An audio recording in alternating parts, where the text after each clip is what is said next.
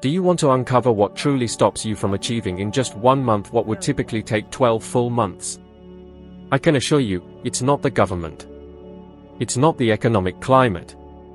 And without a doubt, it's not your boss. The real obstacle lies within you. Or, more accurately, in the image you hold of who you believe yourself to be. It might seem absurd, I know. How could something as subjective as your self-perception dictate the amount in your bank account? Yet, that's precisely what determines whether you will flourish or remain stuck in a loop. I want you to consider for a brief moment that what holds you back isn't a lack of time, nor an absence of opportunities, but something far more subtle, operating silently, day after day, shaping the worth you feel you deserve. Most people dedicate themselves diligently, strive hard, and put in effort, but they end each month right back where they started. They assume the issue lies with their job, their pay, their country, the recession, but the real obstacle is in how they see themselves. And this is the most dangerous aspect, because no one teaches us to introspect and understand the power our own reflected image holds over our destiny. From our earliest years, society programs our minds with precepts like, money can't buy happiness, you have to sweat to succeed, it's not for people like us. These beliefs become ingrained in our subconscious and begin to impose limits on what we consider achievable. And the subconscious doesn't question, doesn't debate, it simply accepts what you repeat with emotion. So, if you believe that wealth is hard to come by, that's exactly how it will be. If you feel you will never escape your struggles, the cosmos simply confirms it. Because the outer world isn't the source, it's the mirror. Everything you observe outside is merely a faithful reproduction of what you cultivate within. It's for this reason that so many individuals live trapped in an invisible loop. They work the entire month, receive their pay, settle their expenses, and the money vanishes. Month after month, the same story. Have you ever noticed how there seems to be a ceiling you can't break through, no matter how hard you try? This limit isn't in the market, nor in the economy, it resides in your own mental conditioning. It's like an internal financial thermostat. It adjusts your existence to stay at the comfort level you believe you deserve. If you earn more, but still perceive yourself as limited, your subconscious will find a way to bring you back to the previous pattern, an unexpected expense, a debt, a mistake, any kind of setback. And this isn't misfortune, it's energetic conformity. Your mind will always adapt reality to converge with what you consider to be true. I understand this deeply because I experienced this exact cycle myself. For years, I dedicated myself, but made no progress. I changed occupations, but the outcome was invariably the same. I worked harder, but it seemed like money slipped through my fingers. And one day I realized, what I was trying to change were the symptoms, not the root. The root lay in what I believed was possible for me. I saw myself as middle class, with limitations, without great aptitude. And that's exactly what I unconsciously manifested, every single day. Have you ever wondered why, when someone starts to prosper, thoughts of self-sabotage quickly emerge? Will this last? I think it's too good to be true. These thoughts are defenses of the old self, seeking to protect what is familiar. The mind fears the unknown, even if the unknown means freedom. And as long as you don't understand this, you will continue to reenact the same script, effort without progress. Notice, the universe doesn't react to your words, it responds to your vibrational frequency. And vibrational frequency originates from how you feel about yourself. If deep down, the conviction still prevails that prosperity is difficult, that success is for others, the universe has no alternative but to confirm that perception. That's why I state, you can change jobs, you can move cities, you can even alter relationships, but if you don't transform what you carry within you, everything will repeat itself with new configurations, but the same essence. What defines your limit isn't how much knowledge you possess, it's how much you believe you are worthy. How many times have you had an excellent idea, a promising project, and failed to see it through? How many times have you started something with enthusiasm, only to subsequently lose vitality? This isn't laziness, it's your subconscious pushing you back to the familiar. It's like an elastic cord, you move forward, but it's tied to the past. And if you don't break that connection, it will pull you back. The first step is to identify the pattern. When you grasp that what repeats itself in your existence is merely the reflection of the image you hold, you begin to possess the power to transform. It's like turning on the light in a dark room. You finally glimpse what restricts you. And when you realize that the difficulty was never about money itself, but rather your relationship with it, everything begins to change. From that moment on, it's no longer about striving harder or chasing things, it's about restructuring yourself internally. It's about purifying the mirror through which you perceive the world. Because as long as your perception is distorted, your results will be too. It's simple, but not easy, as it requires courage to introspect, to confront beliefs you've carried for decades, often assimilated from your family, educational institutions, and the people around you. But when you achieve this, when you decide to alter the way you see yourself, the cycle breaks. And what once seemed unattainable begins to materialize naturally. Opportunities that seemed imperceptible begin to emerge. The right people appear. And what was once a battle transforms into fluidity. Because abundance has always been accessible, it was simply waiting for you to feel worthy enough to receive it. So, reflect. How many patterns have you replicated? How many times do you return to the same point, just with different characters? The answer isn't external. It's within. Everything begins, and concludes, with the representation you have of yourself.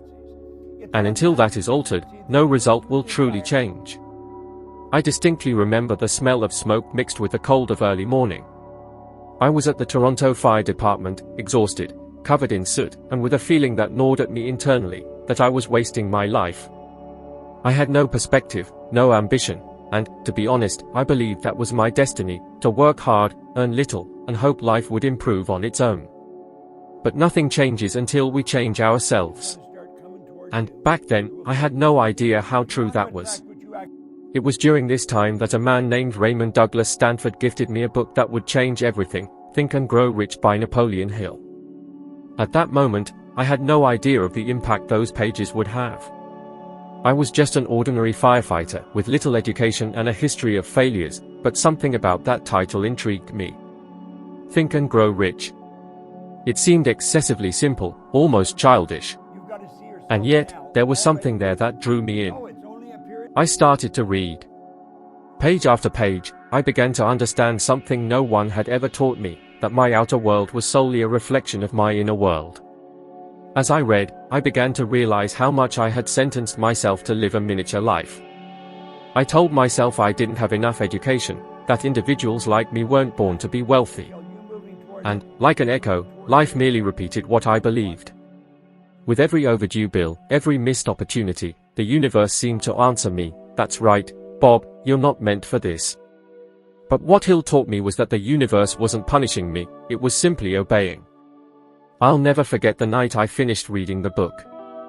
I closed the pages, sat on the edge of my bed, and thought, what if the problem was never the world? What if the problem was always me? That question was like a key turning in my mind. The next morning, I made the decision that changed everything. I left the fire department. Not because I had another job waiting, nor because I had a meticulous plan. I just knew, with every cell of my body, that persisting there would be the slow decline of my aspirations. It was then that I started my first venture, a small cleaning company. I didn't have financial resources, I had no experience, and if anyone asked me what I was doing, I would have replied, I don't know either. But what I did have was something unprecedented, a new direction. I began to act as if success were inevitable. Every client I served, I saw as a chance to prove to myself that I was capable of more. And the most remarkable thing is that the universe began to respond. By the end of the first year, to my own surprise, I had generated an income of over $100,000. $100,000.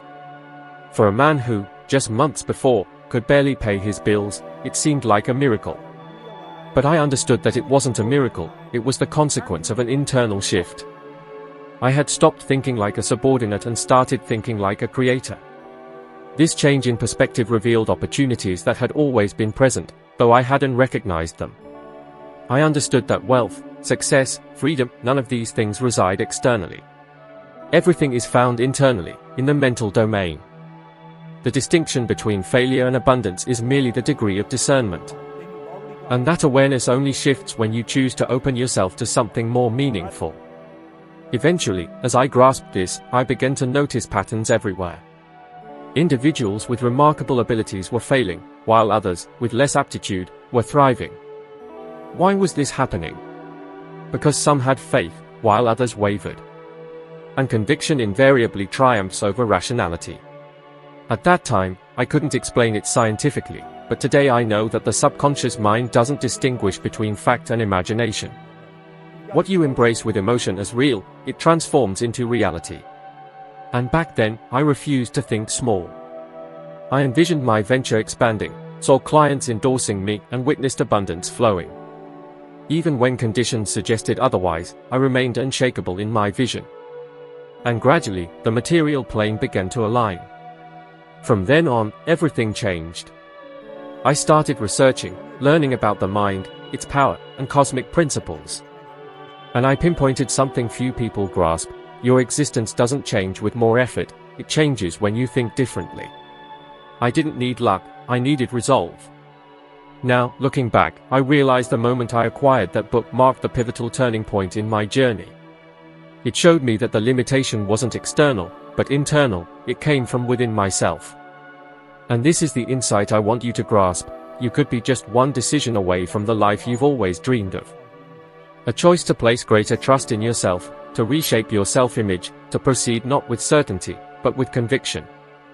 Because the cosmos doesn't react to your desires, it responds to what you choose to embody. And when you shift your focus from mere subsistence to building something greater, when you decide you are worthy of what you envision, the universe aligns to confirm this new reality. This is precisely what happened to me. And it's exactly what can manifest in your life, if you have the courage to follow the same path. Wealth precisely mirrors what you believe you deserve. It has no ethics, no free will, it's neither virtuous nor evil, it merely responds to the resonance you project from yourself. And the truth is that most individuals aren't facing a monetary problem, but rather a crisis of self-image. For this reason, I assert that every human being possesses an imperceptible financial thermostat. Just as a temperature controller adjusts the heat of a space, your cognition modulates the proportion of abundance you can maintain. Ponder this. If the room temperature drops, the thermostat activates the heating to maintain stability. And if it rises too high, the mechanism automatically works to cool the place down, returning it to the pre-established level. In precisely this way, your deep mind interacts with finances. If you carry an intrinsic model of deprivation, regardless of your effort or income earned, the subconscious mind will generate scenarios, choices, and behaviors to guide you back to the magnitude you deem habitual. For this reason, countless individuals win a prize, inherit an estate, or conclude a lucrative venture, and a few months later, they find themselves in debt again. They even changed their monetary situation, but they didn't modify their self-image. They continued to resonate with the rhythm of scarcity, and the cosmos merely restored harmony with what they considered authentic. It's not misfortune, but consistency. The unconscious mind demands conformity between your emotions and your experiences. And if you don't consider yourself worthy of abundance, it simply slips from your grasp. This identical phenomenon can be observed in other areas of existence. Consider someone who adopts a strict diet, loses weight, and after a short period, regains it. This happens because the physical body changed, but the mind remained linked to the previous representation. The individual perceives themselves as overweight, and the unconscious mind will work tirelessly to re-establish that self-perception. Regarding capital, the situation is precisely the same.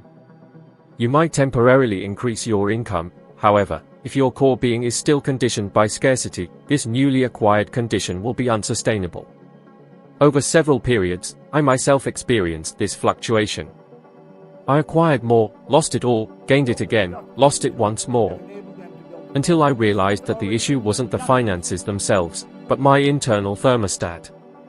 I saw myself as someone from humble beginnings, someone who needed to be content with little. And the compliant cosmos provided me with precisely what I asked for, not through words, but through resonance. Everything began to change the moment I grasped that it wasn't about fixing the external, but reconfiguring the internal. This reconfiguration doesn't manifest suddenly, as it requires self-analysis and repetition. It's imperative that you analyze your reactions to finances, the sensations when earning, the emotions when spending, the feelings when witnessing the prosperity of others. Most individuals react with fear, remorse, or jealousy, and such emotions reveal intrinsic programming. Whenever you have a feeling of insufficiency, the unconscious mind internalizes it as a command. And the outcome will invariably be consistent with the predominant conviction.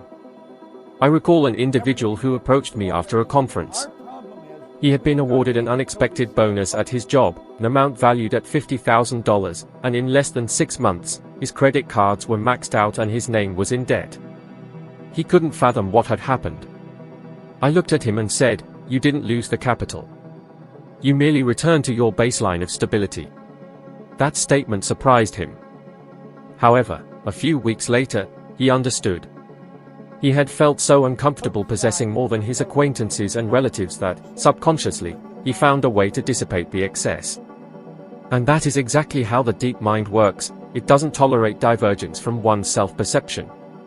There's an intriguing study on this, conducted by Yale University, in which a group of individuals was observed during a period of sudden income increase.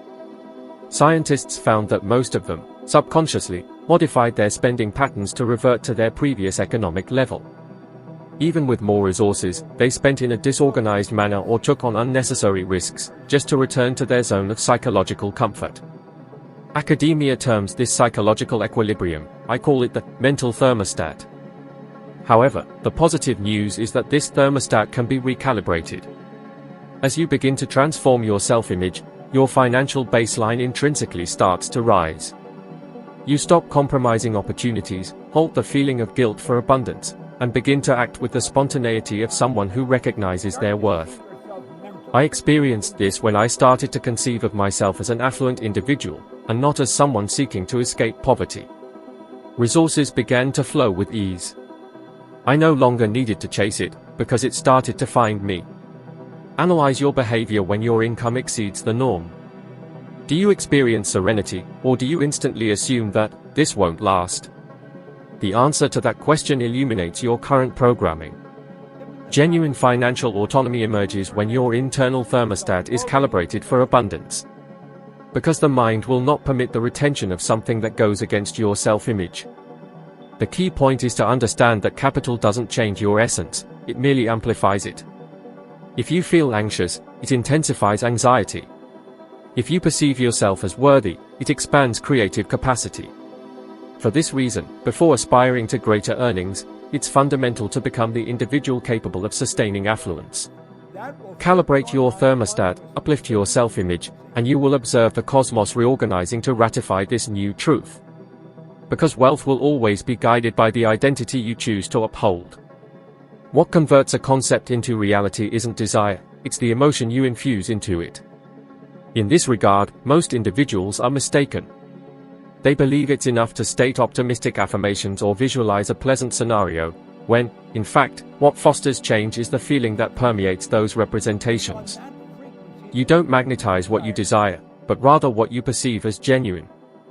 And this is the core where imagination transforms into the most potent tool for metamorphosis available.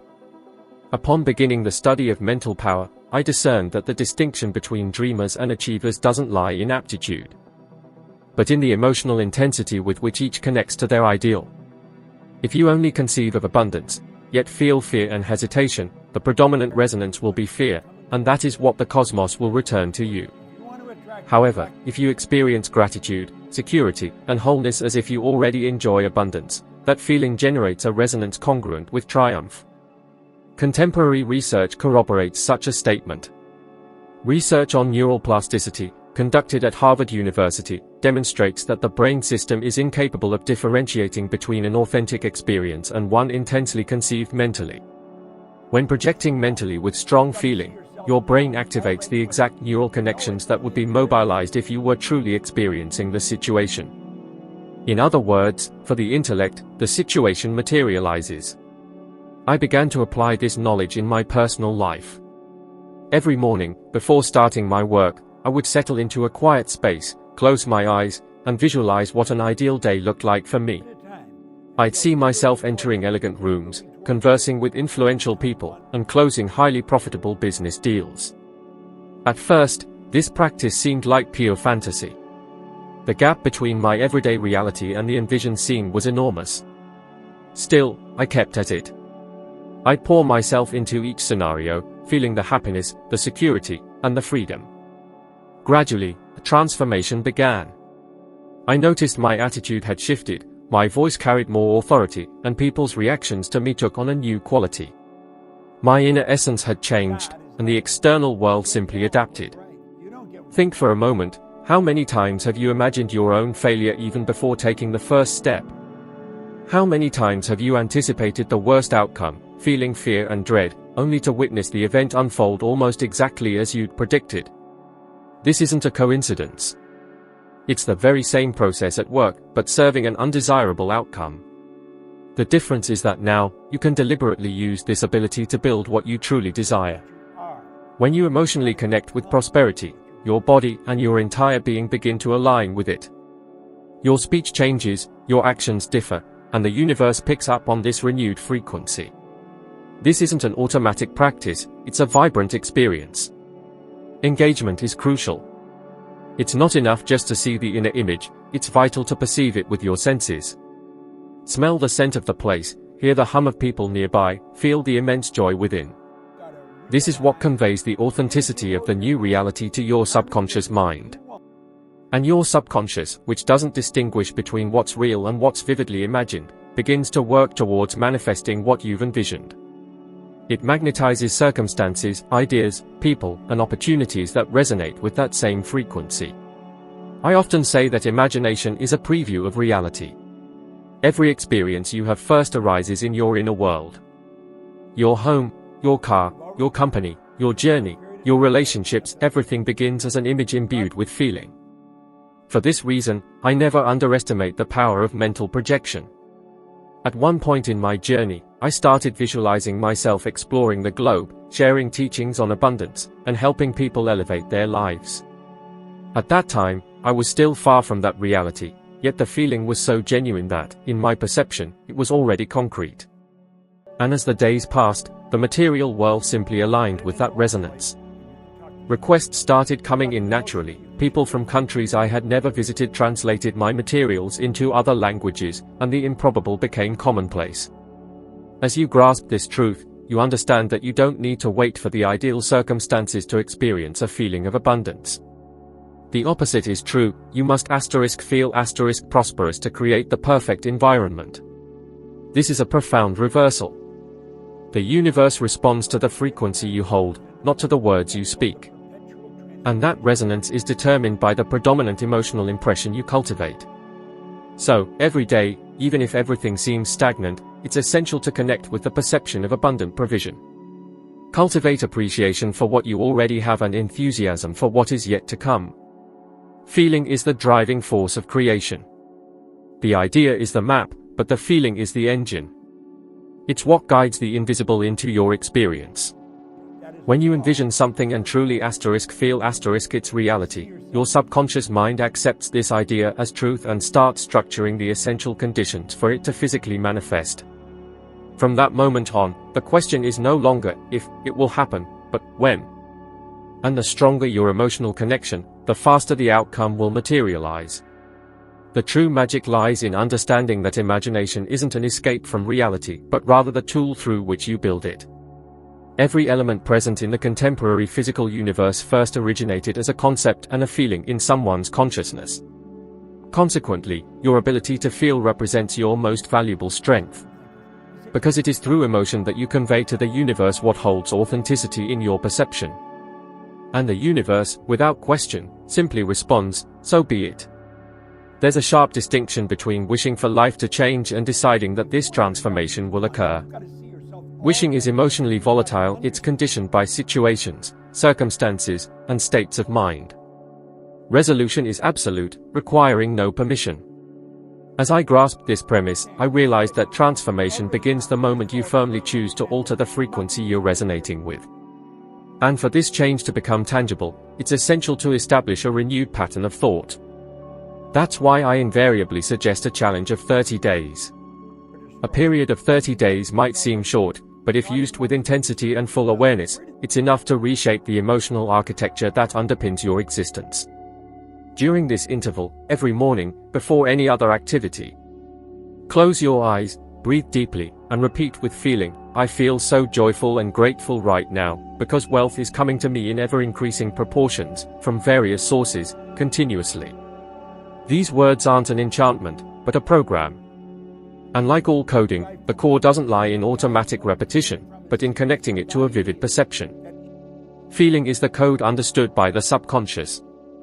It's fundamental to grasp the truth behind the words. It's essential to mentally see the arrival of capital, the flow of resources, the advent of opportunities, as if everything were already in motion. Initially, your logical intellect will resist. It will claim it's madness, that no change is happening. However, it's precisely at this point that the process begins to take effect. Since the subconscious doesn't differentiate between what's factual and what's intensely imagined. By repeating something with feeling and consistency, the brain establishes new neural pathways, and these connections begin to determine new patterns of behavior, new understandings, and consequently, new outcomes. This is a scientific postulate. Research from Stanford University reveals that the human brain has plasticity. It rewires itself according to what you reiterate with emotional intensity. And by repeatedly affirming gratitude, opulence, and abundance, you are, literally, sculpting a new version of yourself. I carried out this practice when I was still experiencing scarcity. I had no financial reserves, debts weighed heavily on me, but every morning, I would settle down and do the work. Sometimes, my words faltered because they felt like a lie. I'd say, "I feel so joyful and grateful right now," and internally, part of me wanted to laugh or cry. Nevertheless, I persisted. I'd close my eyes and see the life I longed for. I felt the relief of effortlessly settling all obligations, the joy of helping others, the peace of enjoying financial serenity. I observed every detail, and gradually, I began to realize it wasn't a pipe dream, but rather a destined path. After a few weeks, circumstances began to shift. Modest opportunities started to emerge, a new client, a surprising call, a venture that previously seemed impossible began to progress organically. And I understood it wasn't mere chance. The practice was recalibrating my frequency. I had transformed from someone chasing money to someone who welcomed its arrival. Because when you resonate with scarcity, the universe interprets that you need to keep searching. However, when you resonate with abundance, it understands that you already possess it and the flow manifests. The secret lies in consistency. Perform the activity daily, without interruption. Repetition generates familiarity, and the subconscious mind only accepts as truth what is known to it. That's why it's necessary to persist until the new belief becomes spontaneous. Initially, it will seem like an expenditure of energy, then, it will transform into delight. And suddenly, you'll notice that you wake up differently, that fear begins to dissipate, that a sense of calm starts to replace unease. This is the sign that the new pattern is being established. Throughout this period of 30 days, pay attention also to how you speak about money. Most people complain without even realizing it. They say, "Everything is too expensive, my income is never enough, I can't stand the expenses anymore." Each of these sentences reinforces the pattern of scarcity. Replace them with declarations of abundance. Say, "Money is constantly flowing in, I always encounter favorable opportunities, I attract wealth in unexpected ways." This isn't self-deception, it's a recalibration of the mind. It's training your intellect to a new way of perceiving existence. I'm aware that many individuals express disbelief. Many believe that mere words don't bring about any real change. However, this is often because they've never consistently held an affirmation with genuine feeling for long enough to witness the outcome. When you declare something with certainty, the universe mobilizes to support it. And when you practice this for 30 consecutive days, the resonance of your full existence begins to rise. You start noticing synchronicities, encounters, and situations that seem too perfectly aligned to be simple chance. It's not magic, it's congruence. Consider this, if for many years you've nurtured ideas of fear, debt, and limitation, it's only natural that your subconscious has attuned itself to that frequency. So now, you're going to act in the opposite way. You're going to feed it with prosperity, security, and gratitude until it becomes your new essence. And once that vibration transforms, the external world inevitably follows. Don't underestimate the power of 30 days. 30 days are enough to shift a mental paradigm. 30 days of focused intention are sufficient to begin a new existence. Do the exercise every single day, even if you doubt it, even if it feels foolish, even if the situation hasn't changed yet. Because it will change. At first, subtly, then, profoundly. The most important thing is that you maintain your faith and your feeling. Life responds precisely to the vibration you emanate. If you start your day vibrating gratitude and prosperity, the cosmos will reflect that back to you. And when you least expect it, you'll discover that those 30 days have become the threshold of a new phase, one where financial resources flow naturally, opportunities emerge in perfect synchronicity, and abundance is no longer a distant wish but your natural state of being. At this stage, many people begin to feel something peculiar within themselves. A gentle awakening, a realization that what I'm expressing makes sense, that perhaps life really can change from the inside out. And it's precisely at this point that most people hesitate. Because when the mind starts to discern that something is changing, the old self tries to resist. It whispers, "Is this really happening? Is it worth going on? Will it even work for me?" It's intrinsic. Transformation always begins with discomfort. It's the indication that your previous identity is being challenged. But the reality is that nothing solidifies until you decide to remain firm, even when you can't yet visualize the results. For this reason, if you've made it this far, I want you to do something simple, yet highly effective. Take a deep breath, look within yourself, and notice how much this content resonated with your own narrative. And if you're feeling that this message touches something deep inside you, if at any moment during this video you thought, "This is precisely what I needed to hear," then pause for a moment and participate actively. Subscribe now and click like. Not just for me, but for yourself. Because this gesture symbolizes a deliberate choice. And deliberate choices hold immense power. It's like announcing to the universe, "I am ready for the next step." It is a symbolic act, yes, but every symbol carries vitality. And the mere act of declaring your engagement with your own development opens up space for the unprecedented. I assimilated this in the most profound way possible. When I began researching and applying these principles, there were phases when I wavered.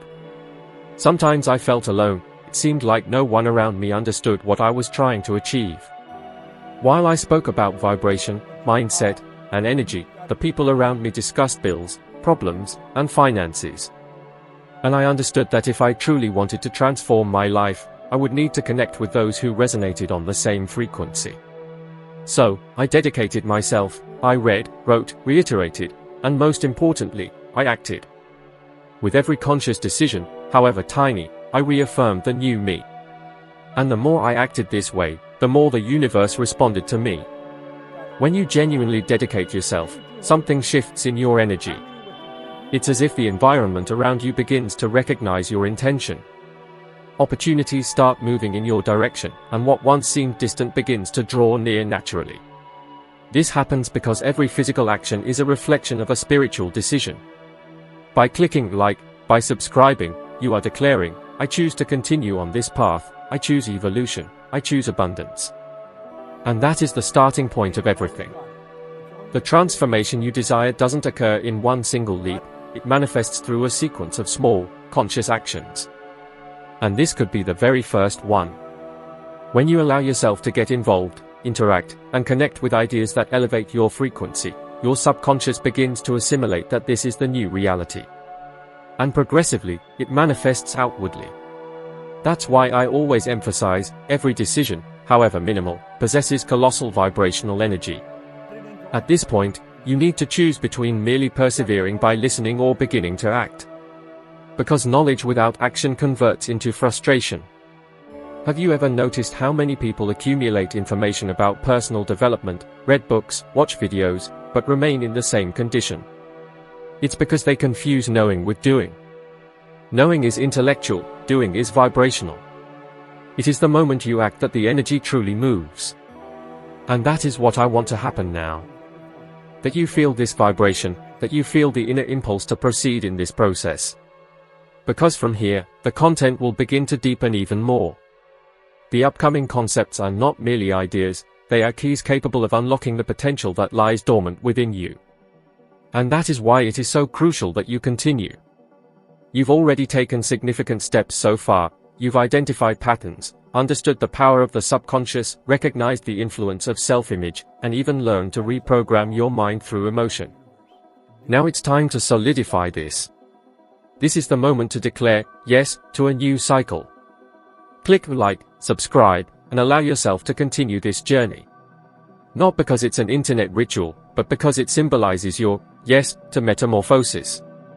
It's your first public act of commitment to a more abundant life, and the universe responds to clarity. Every time you choose to align yourself with something positive, you are transmitting a vibrational message to existence. And the cosmos, unfailingly, returns that vibration in the form of opportunities, encounters, insights, and prosperity. So, if you're feeling the call, act now. That's how change begins, with a simple decision, but one actualized with genuine intent. Because everything authentic originates first in intention. And when your intention is transparent, the entire world reorganizes to make it viable. Every time you decide to change, something within you begins to stir. It's as if an old part of you, accustomed to persisting in the same conditions, feels threatened. It tries to protect you, but it does so in the worst way imaginable, by awakening fear, hesitation, and insecurity. This is the invisible struggle between the old self and the new self. And almost no one talks about it. People believe that when they start doing something different and fear emerges, it's a sign to stop. But it's actually the opposite. Fear is proof that you are crossing the boundary of your past identity. The old self will try to persuade you that it's better to retreat. It will assert that it's risky, that you're not ready, that you'll be exposed, that you'll get frustrated. And if you're not conscious of it, you'll believe those voices. You'll assume it's your instinct trying to preserve you, when, in reality, it's just your conditioning trying to survive. Because the ego, that mental construct rooted in past experiences, fears the unknown. It doesn't understand what exists beyond what it already knows. Even if the known is painful, it prefers familiar suffering to uncertain freedom. How many times have you started a project full of enthusiasm, only to feel your energy wane after a few days? How many times has an opportunity appeared and, instead of feeling excited, you felt a tightness in your chest, a sensation of, maybe this isn't for me? That's the previous self trying to maintain dominance. It's the mind's defense mechanism expressing, be careful, this is new, this is different. But it is precisely there that transformation occurs, in the realm of the unprecedented. Most people interpret resistance as failure. They declare, I try to change, but something in me pulls me back. That something is your emotional pattern trying to preserve consistency with the old image. It's as if your subconscious is saying, we've always been this way, and being different is dangerous. That's why it generates distractions, delays, justifications, and even small crises to make you give up. You start to feel drowsy when you should be acting. You begin to believe you need to wait for the opportune moment. You start persuading yourself that now isn't the right circumstance. But the opportune moment never arrives. It only appears after you decide to act, even with fear. I experienced this countless times. When I left my position as a firefighter, I had no guarantees. I remember the voice of fear roaring within me. What if it goes wrong? What if you regret it? What if it's a mistake? But there was a lower, deeper voice that said, trust. And that was the voice I chose to listen to. The task was complicated because fear feels real. It manifests physically. Your pulse races, your stomach tightens, your hands get clammy. However, this apprehension isn't a sign of threat, it's merely the prelude to something new approaching. Science describes this as cognitive dissonance, when the intellect clashes between the known and the desired. Your system reacts as if it's in danger because, for it, change signifies uncertainty. Yet, in truth, it's merely a journey of adaptation. If you resist, the old norm prevails. If you continue, the new norm strengthens. It's like walking through a dark corridor toward a bright entrance. At first, you see nothing, there are slips, hesitation. But if you persist, the light grows, and fear weakens. The difference between those who achieve and those who retreat lies at this point of tension. Most turn back, believing discomfort is a sign of error. But those who understand the process know that unease is the price of evolution. It's your body shedding the emotional memories that bind it to the past. When you persist, even trembling, even with your heart racing, you are literally reprogramming your mind. With each step, your subconscious registers that the new is safe, and fear begins to dissolve. I recall one woman I worked with, full of talent, with a brilliant business idea. She started with full force, brimming with energy, but at the first obstacle, everything crumbled. She told me, "Bob, I think it's a sign that this isn't for me." I looked into her eyes and replied, "No, it's the sign that it's exactly for you. It's your old self trying to survive." She was silent for a moment, and then she understood. She returned to the project, faced the discomfort, and months later, her business was thriving. Fear still appeared, but it no longer dictated her actions. This is what you need to understand: fear won't disappear before you act. It disappears because you act. Courage isn't the absence of fear, it's the choice to move forward despite it. And every time you act, your mind understands that it's possible, that it's safe, that it's real. The old self slowly quiets down, and the new one begins to take control. So, when doubts arise, when you feel like stopping, remember, it's not the universe testing you, it's you freeing yourself from what no longer serves you. Resistance is the last guardian before expansion. Your old self screams because it knows it's about to lose control. And if you persist, it disappears. And what emerges in its place is the true version of who you are, free, abundant, and in total harmony with the life you've always wanted. I'll never forget the story of a woman who attended one of my seminars. She was a baker, and for years she struggled to get her small business off the ground. She made wonderful cakes, had genuine talent, but always found herself stuck at the same point. When she landed a golden opportunity, a contract with a large coffee chain, something unexpected happened. On the day of the meeting, she simply didn't show up. No unforeseen event, no accident. She just didn't go. When we talked, she was visibly embarrassed and told me, "I started to think they would realize I wasn't good enough." That phrase stayed with me because I knew what she felt. And perhaps you do too. How many times has an opportunity appeared before you, and out of fear of not being capable, you sabotaged it? How many times have you said no to an opportunity, believing you weren't ready yet? This is one of the most subtle forms of self-sabotage, and one of the most destructive. Because it doesn't manifest as an external enemy. It comes disguised as prudence, humility, a sense of reality. But deep down, it's the feeling of unworthiness acting in silence. And that is one of the greatest mental poisons that exist. It paralyzes, even without visible pain. She told me that, as she was getting ready for the meeting, she imagined people looking at her and thinking, "She doesn't belong here." So she decided not to go, to avoid the shame of being discovered. But what she didn't realize was that no one out there was judging her. There was only the reflection of the beliefs she held about herself. The external world is always a mirror of what you feel inside. And as long as you don't see yourself as worthy, the universe cannot prove you wrong. I've seen this happen with entrepreneurs, artists, brilliant professionals, and even highly successful people. They grow, they prosper, and upon reaching a new level, they begin to self-sabotage. They spend unnecessarily, make impulsive decisions, or simply stop. Because the subconscious shouts, "This is too much for you." And then, almost imperceptibly, they create circumstances that bring them down to the point where they feel safe. This isn't a lack of capability, it's a lack of internal permission. What few understand is that unworthiness doesn't stem from reality, but from childhood, from comparisons, criticisms, and taught limitations. From a young age, we hear phrases like, "It's not polite to want too much, good things aren't for us, you need to be content with what you have."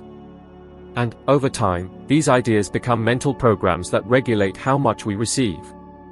That's why, even when the universe offers abundance, many reject it. Sometimes subtly, by delaying response to an opportunity, doubting a compliment, refusing help. These are small attitudes that, combined, form an invisible barrier between you and success. The baker in my story didn't lose the contract due to lack of competence. She lost it because, deep down, she still saw herself as small. And until she changed that self-image, nothing external would sustain a new level of prosperity. I call this the law of coherence. The subconscious mind demands alignment between what you believe yourself to be and what you experience. When there is conflict, reality always adjusts to the internal pattern. And it's curious to note how this feeling disguises itself as virtue. How many times have you heard someone say, "I don't want to show off," or "I prefer not to dream big so I won't get frustrated"?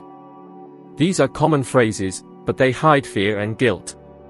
The fear of shining, the fear of being seen, the fear of not being accepted.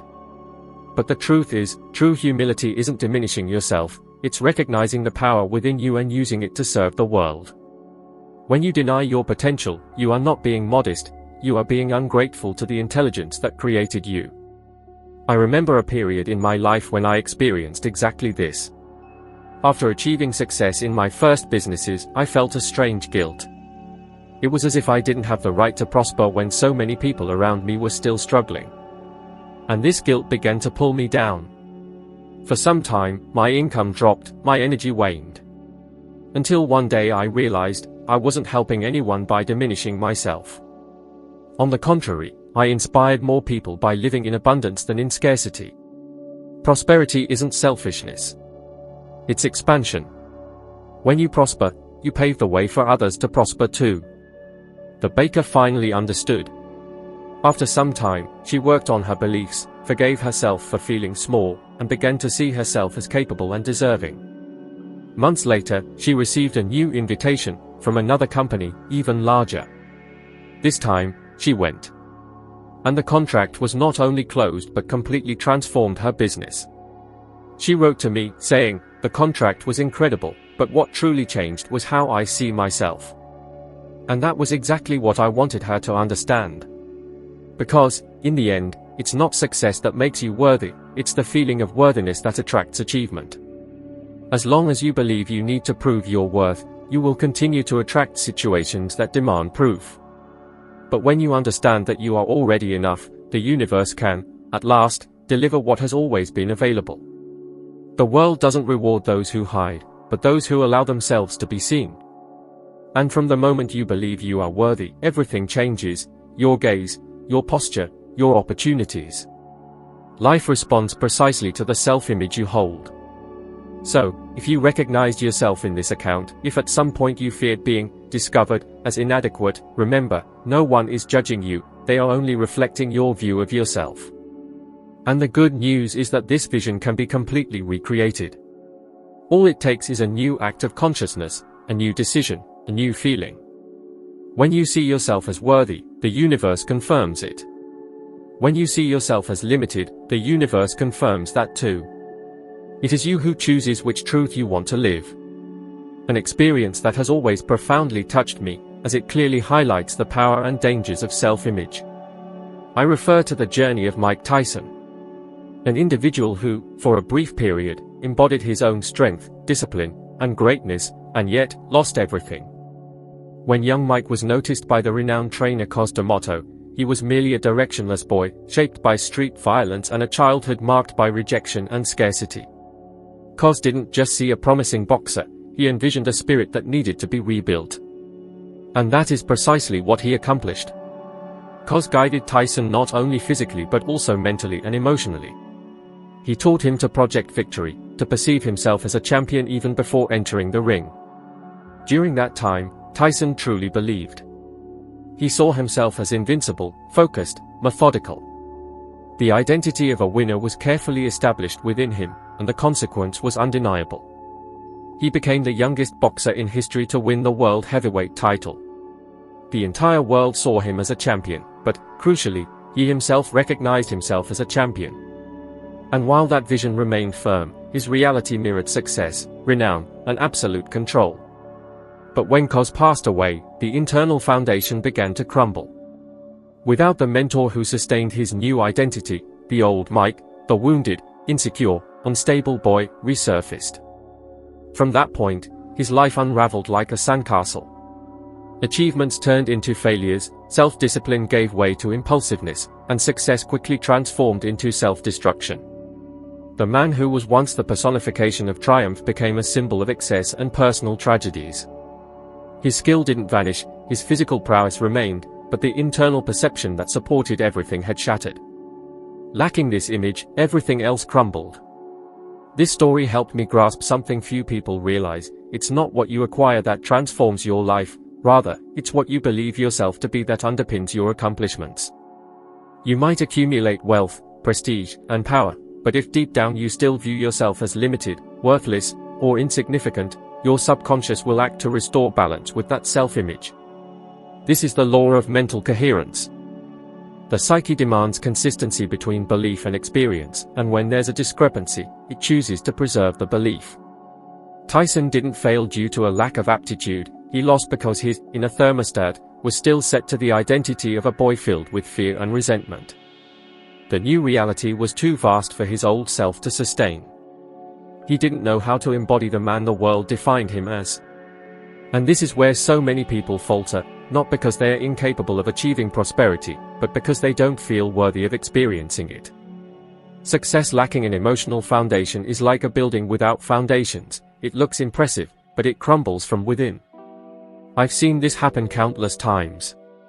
Individuals who dedicated years to achieving prosperity, only to unconsciously begin sabotaging their own progress once they finally succeeded. Some lose everything through thoughtless decisions, others fall ill, and some simply lose interest. Because, deep inside, something tells them, this isn't who I am. And that's why I emphasize the restructuring of self-image so much. You can't just change your circumstances, you need to change who you are, emotionally, to sustain them. This same pattern repeats across various domains. An employee gets promoted but continues to see themselves as the subordinate they once were. An entrepreneur expands their company but still thinks small. An artist starts gaining recognition but fears judgment and feels like an imposter. And so, even surrounded by new possibilities, they continue to grapple with the same internal dilemmas. Because the mind refuses to accept a role that contradicts the script it has internalized.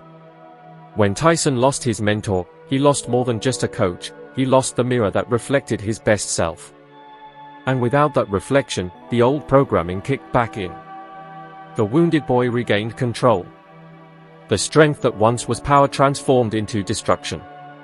And that's precisely what happens when you achieve something without being emotionally prepared to embrace it. The very energy that propelled you forward begins to work against you. True triumph is founded on identity, not external conditions. And this holds true for everyone. You might attract a fortune, but you'll only retain it if your subconscious believes you're deserving. You might experience an extraordinary romance, but you'll only hold onto it if you believe you deserve to be loved. You can build an empire, but you'll only preserve it if you believe you're the kind of person who coexists harmoniously with prosperity. Everything you manifest needs a corresponding emotional foundation within you, otherwise, life finds a way to rebalance itself.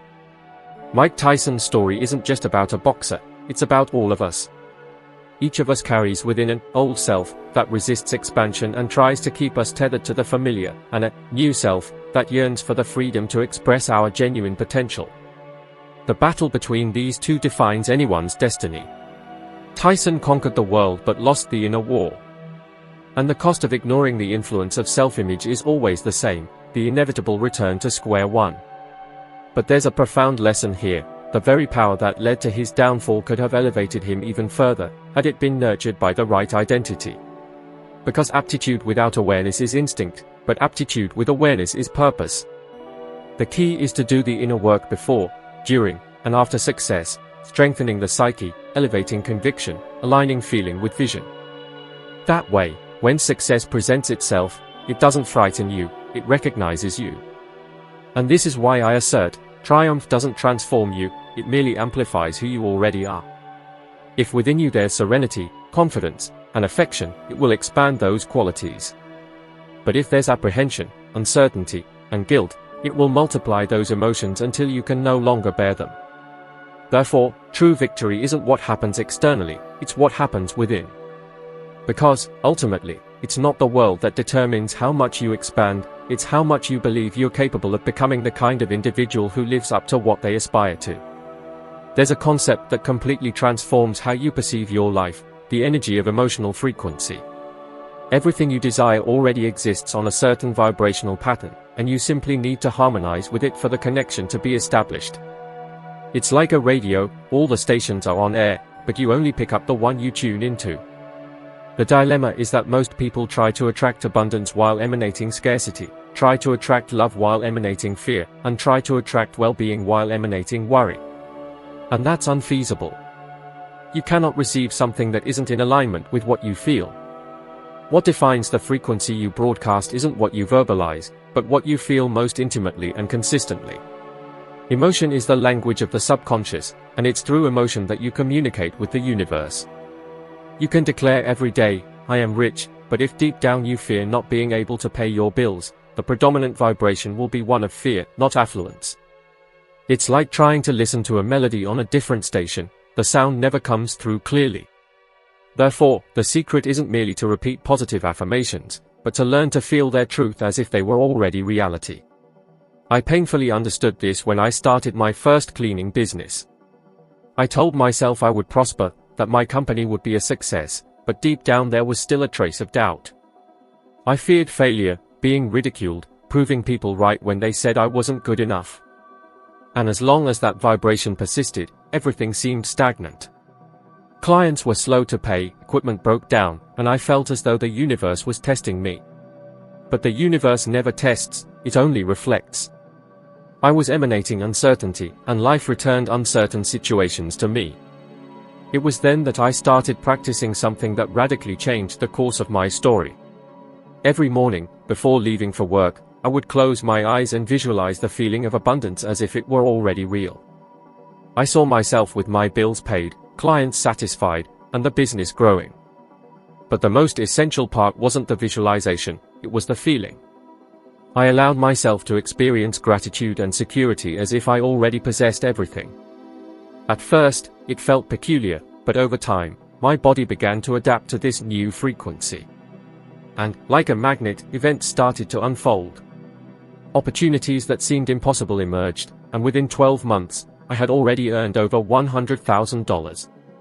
Science elucidates this process with clarity. Neuroscience research demonstrates that the brain doesn't differentiate between what's real and what's intensely imagined.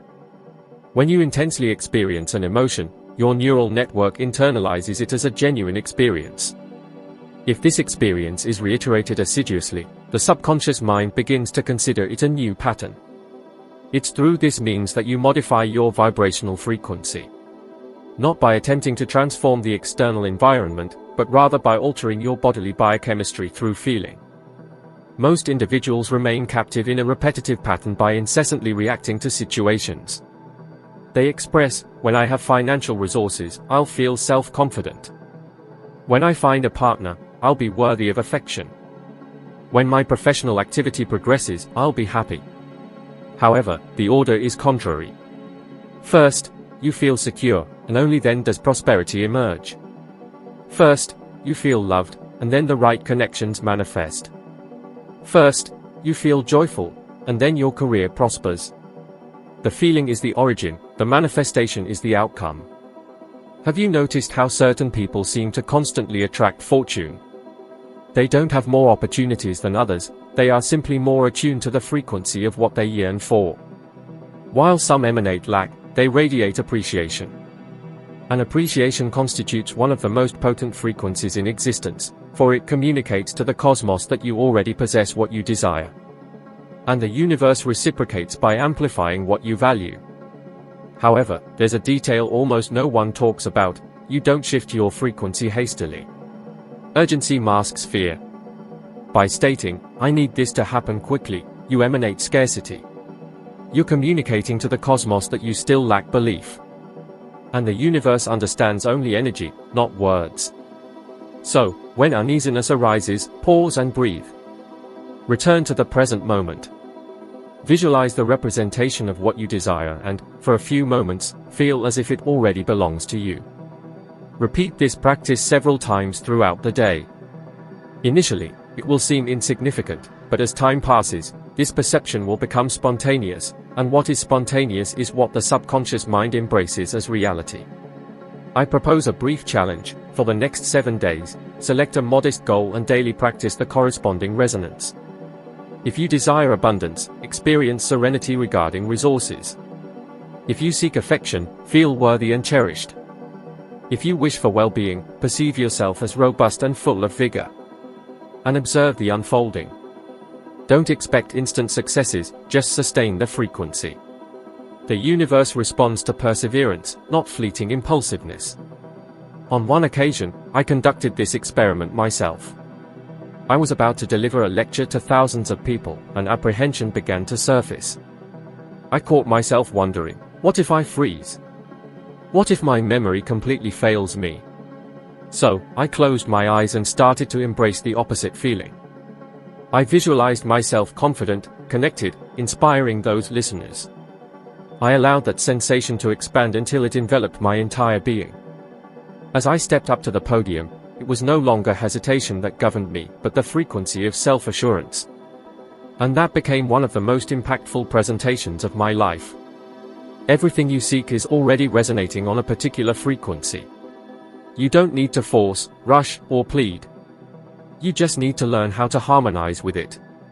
For the universe doesn't grant what you aspire to, it offers what you embody. And when you emotionally align with what you yearn for, what once seemed distant begins to draw near spontaneously. Existence molds itself to your frequency, and what previously required effort starts to unfold effortlessly. This is the genuine inner transmutation, converting feeling into manifestation. And by mastering this art, a period of 1 month is more than enough to completely revolutionize your path.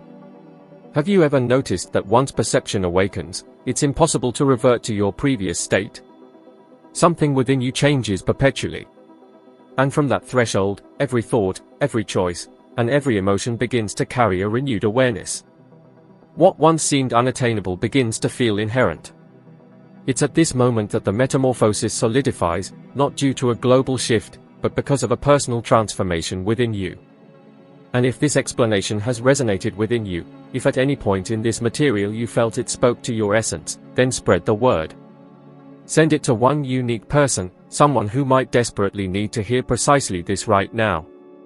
It could be a friend, a family member, someone you know possesses immense potential but doesn't yet fully believe in their own abilities. Occasionally, one single message holds the power to ignite a spark that transmutes an entire existence. I express my profound gratitude for your presence, for dedicating your time, your focus, and your energy to something that elevates your frequency and contributes to your evolution. Continue implementing the knowledge you've gained, remain attentive to the subtle transformations beginning to unfold. For with each passing day, with every idea, and every harmonized feeling, you are shaping a new reality. Thank you for granting me the opportunity to participate in this journey alongside you. And remember, the subsequent step is invariably the most crucial. Therefore, I look forward to seeing you in the next audiovisual content, because improvement doesn't cease at this point, it merely begins.